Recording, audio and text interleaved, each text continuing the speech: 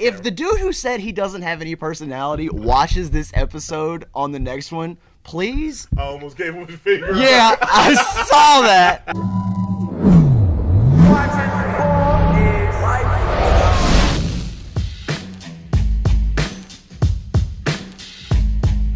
Yo, welcome back. Episode number 9, man. Last single digit episode, man. Hey, this is the New South. Myself, I'm Rod Bridgers, and to my left,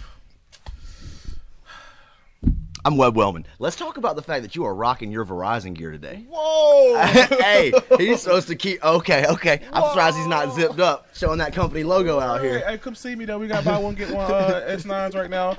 iPhones up to 50% off. You know what I'm saying? Come on, let your boy. I love your spam ass Facebook post, by the way. Oh, I saw one last night. I was like, man, this is why I don't get on Facebook anymore.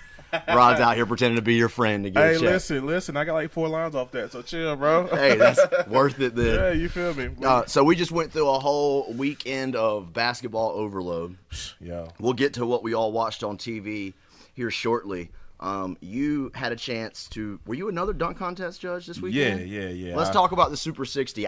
We were unable to attend, but you were there, representing for all of us. Absolutely. Yeah. So break it down for us. How did it go? Yeah, man. So I attended the Super 60 this weekend. Me and my guy J5, and we were stopped out there. So it was good, man. I mean, it was a good event.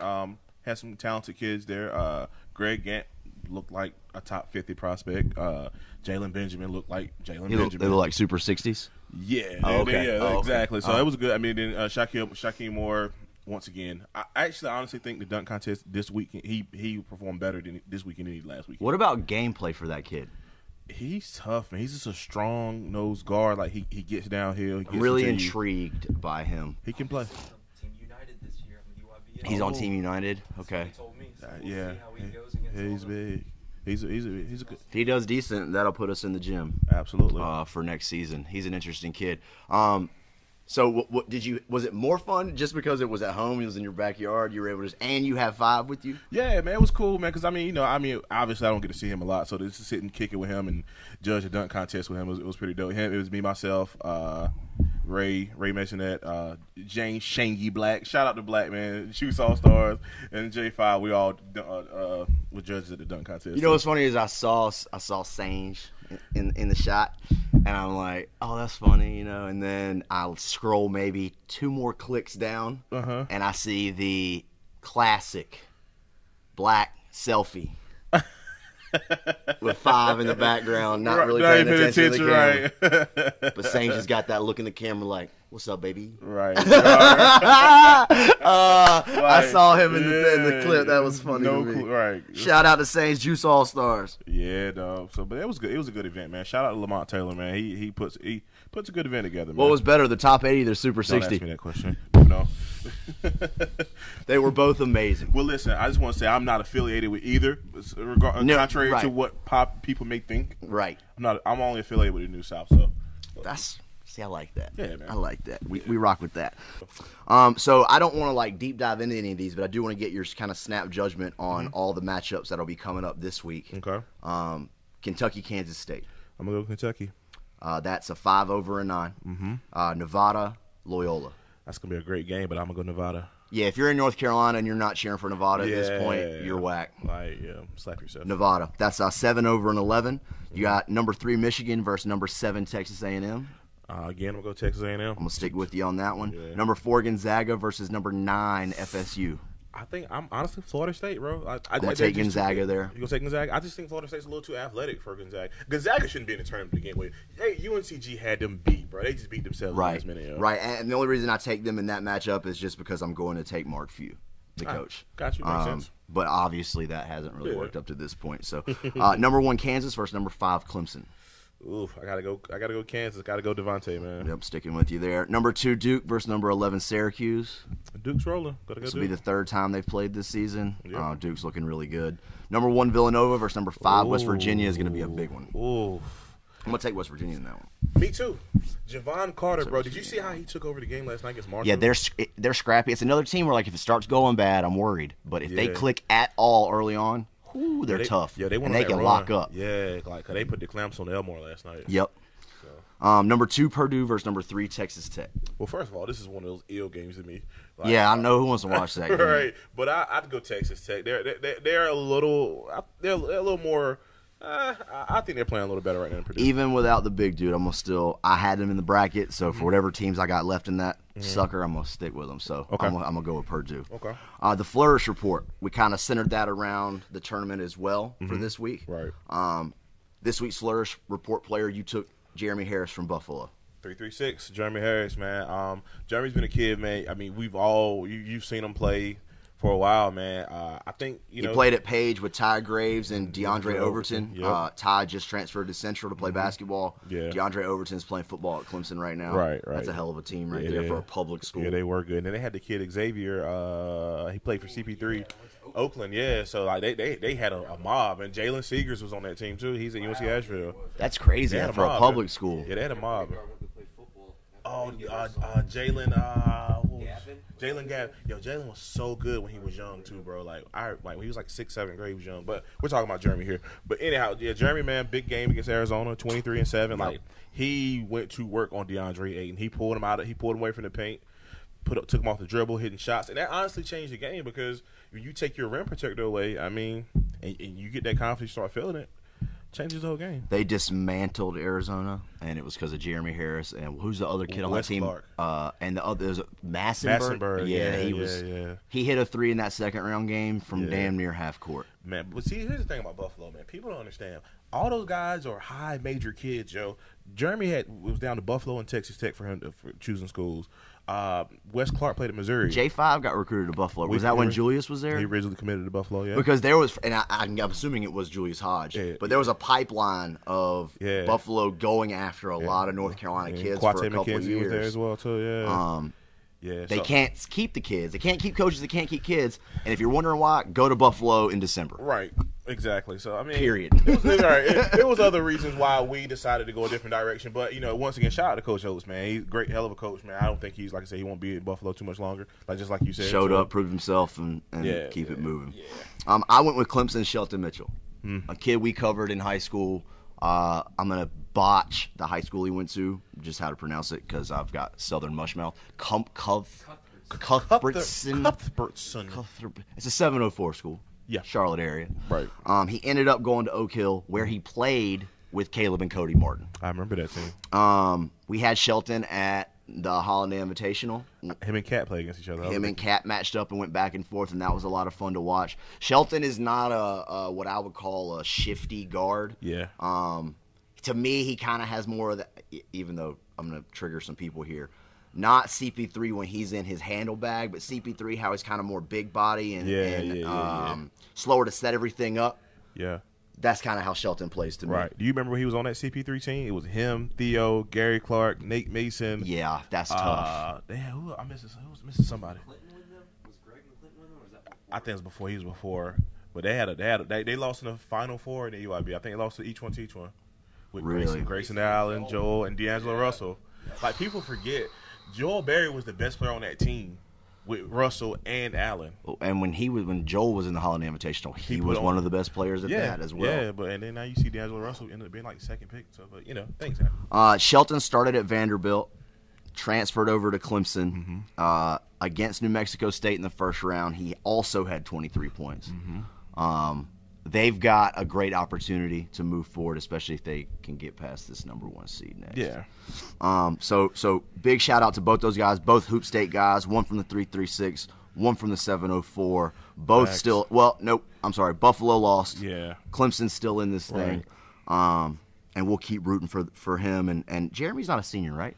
Jeremy's a junior. Jeremy's a junior, so he'll be back. And Shelton's a junior. And we'll be able to see both those guys one more year. Right. Yeah, because Shelton redshirted. Yeah. So you watched Zion Williamson's senior year mixtape. Okay. You watched Mac McClung's senior year mixtape. Mm-hmm. As Ball is Life folks, for me and Donnie here, our opinions are kind of biased. Mm-hmm. He filmed all the Zion footage. I put together each one of the mixtapes we're talking about. Right. I want your opinion. Which mixtape was better? This year's Zion Williamson mixtape or this year's Mac McClung mixtape, and why? Be the voice of the people. Oh, man. That's a tough one. I just love how much thought you're putting into it. I appreciate it. So, if I were to give Mac the edge, in the slightest edge, it's just because of his height, how small he is. But I mean, the shit that Zion was doing is both what they were doing is unbelievable. Do you think the fact that Zion had a mixtape last year that was so killer hurts him a little bit this year? Because at least you went into this one with some expectations. Well, yeah, because I mean the one last year. I mean, which one would you say is better from this year or last year? I mean, I would say not fair either. Exactly. So this is really not a fair question because they're both good in their own individual way. Yeah, but you still have to pick. And to say I have to pick for the sake of I'm picking. I'm not racist. I'm going Mac. See, I think Mac, just because Mac came up when like long form highlights exist. Right. So like at least with Zion early on, you're getting Zion highlights and videos. Right. Where with Mac, you're getting the whole game essentially. Yeah. And you got to filter through that to find the best stuff. Yeah. So I think when we hit people with Mac's mixtape, and I still think it's going to be it's going to grow and whatever. But I think people are like, oh. Right. Holy shit, this is crazy. I mean, it's honestly, to me, it sells more, and not just because it's a white boy doing this crazy shit. I mean, I hate to say it, but it's the truth. I think in most cases, you're right. For example, I think if Mac, same specs, same game, same everything, was a black kid, he's still good, but there's not as much pop about it. Exactly. And that's why, like, when we put it out, the way I was promoting it on Twitter was that he was one of the best white dudes we have ever seen. Right. For Ball is Life. Right. And I got a lot of flack. Well, why does that matter? It doesn't matter. It doesn't matter. But if you ask me if I've ever seen a basketball player like Mac, yes, I have. Yeah. Have I ever seen a white dude like Mac? No, I have not. Right. And that's where that conversation comes in. Me and Donnie were talking yesterday on the way to Phenom, which will take us right into our next topic. Who do you think Mac is in college? What kind of player? Do you think he's more Grayson Allen? Or do you think he's more Jacob Tucker? And if you're unfamiliar with who Jacob Tucker is, which some of our fan base might be, he graduated from a D3 college in 2011. Yep.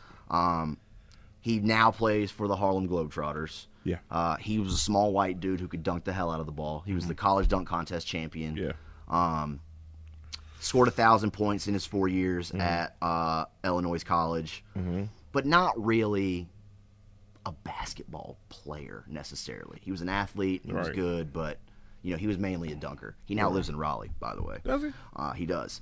Do you think Mac is more that type of dude, whose Georgetown is maybe bigger than where he should be, or do you think he's more of a Grayson Allen who, if he hones some things in, he could really develop into an All-American type of player? And this is not a shot at him. I would say more Jacob Tucker. I mean, well, first of all, Grayson Allen's 6'4", and that makes a difference in terms of how tall is Mac. I think he's 6 foot, maybe. No, is he taller than that? I might give him 6'1". You're out of this. I stood beside him before. I'm trying to leave you out of it so we don't have to call you out for your negative opinion here. Ain't no negative opinion.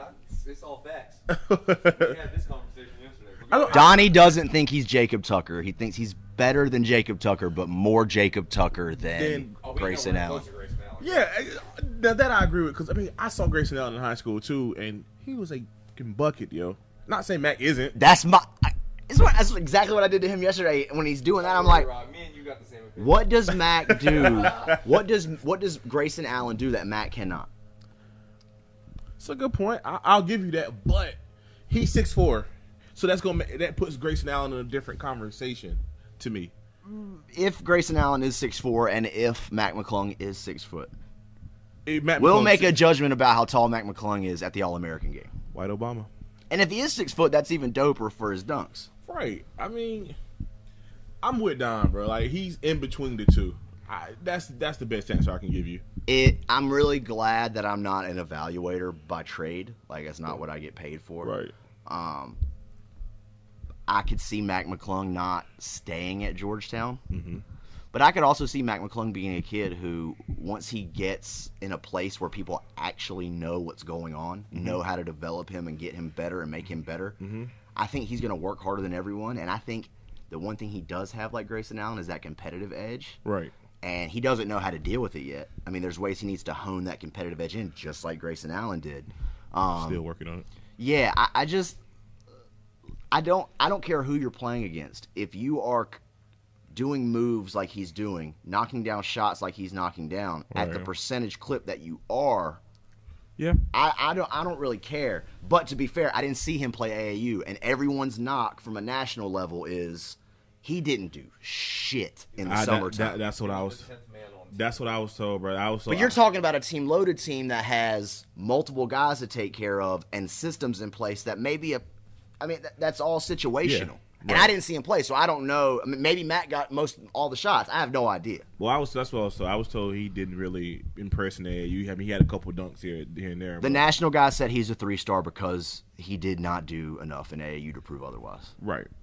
I believe in Matt, and I think I just believe in kids who I think are special. Right. Again, same with Kyron. If you would ask me about Kyron, most people would be like, he's going to be an all right player, but he's a football guy.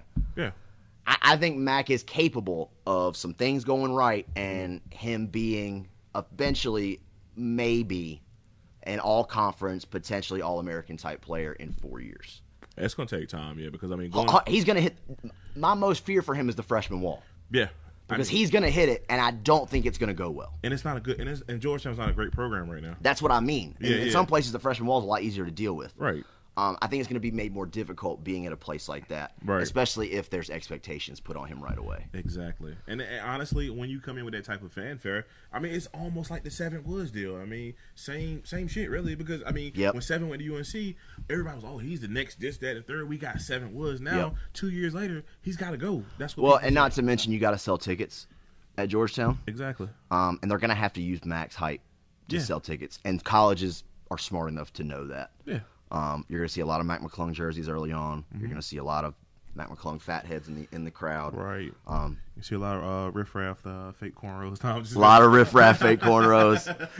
Hopefully, we'll be able to pull off what we were talking about with the All-American game, and we'll have a chance to sit down with Mac and really just forget our opinions. Yeah. Let's get them in the building and have them kind of tell us their story. The new South heads west? Yeah, we're headed west, that's for sure. Now, the last, actually, before we get into this, I do want to shout out Junior Robinson, who we've talked about on the show before. Yeah. He is competing in the college 3-point and or slam dunk contest. They've said he's on the roster. They haven't said what he's doing. What capacity, but he'll be there. Represent North Carolina. That's dope. That's amazing. We'll make sure to give you more information as that comes out, but that'll be Final Four weekend, I believe. So 2 weeks from now. Right. Yeah. All right. So this is the end of episode 9. Yep. We got to send Rod back off to his other job. Yep. Come see me. Come see him. Can we say where? Nah. Okay. Nah. Just fine. You can find out on your own where he's at. Shout out to the dudes yesterday at Super 60. Said we got a TV show. The TV show's dope. They want to be on it. I forgot their name, but yeah. Appreciate y'all, man. We had some kids at the Phenom event. I'm talking like little 7th grade kids. I'm like, y'all watch this? Yeah. So they're into anybody who watches. Oh, and he said, "Yo, where's the crazy ass white dude? Yo, he's funny as shit, bro." Me? Yeah, you, bro. I was like, yo. See, this is switched because the comment on YouTube was, I'm like, which left? Who's left? It had to be me, yo. I think it was you. It had to be me. Because it's flipped around the other way on camera. If the dude who said he doesn't have any personality watches this episode on the next one, please. I almost gave him his finger. Yeah, I saw that. DM us. I'd like to. Your mom doesn't have personality, bro. I'm just playing. I'm just joking. Charles Barkley does that, bro. He does it inside the NBA. Bro. Oh, I have no problem with you saying that. We're not beyond your mama jokes here. Not at all. We'll catch y'all next week. Episode 10. We're going to break into the double digits. There's basketball season's winding down, so the topics will get a little bit more entertaining, a little bit more fun. We're going to continue with the Check That Rock series. I appreciate you breaking that in for us. That was a lot of fun. We'll see if I can piss off in the next 7 days. I'm already to a good start, so, Cam Smith from USA Today. You might be on deck. Coming for you. You might be on deck, buddy. No, we appreciate you guys. Please like this video, comment, share, follow us, whatever you want to do. Yep. We'd appreciate it. If not, we just appreciate you even hearing us say this right now. Yep. This is Rod Bridgers at Rod_Bridgers. I am Webb Wellman at Ball is Life East. Producer Donna's in the back. He doesn't want y'all to know where you can find him. But this is episode 9. We'll see y'all next week in the New South. We're out. Peace.